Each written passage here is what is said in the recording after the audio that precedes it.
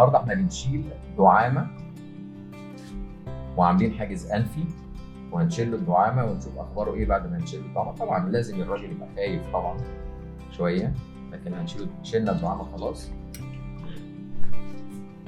قول لي نفسك اخباره ايه؟ الحمد لله، يعني روحي حلوة كده. نفسي كويس جدا.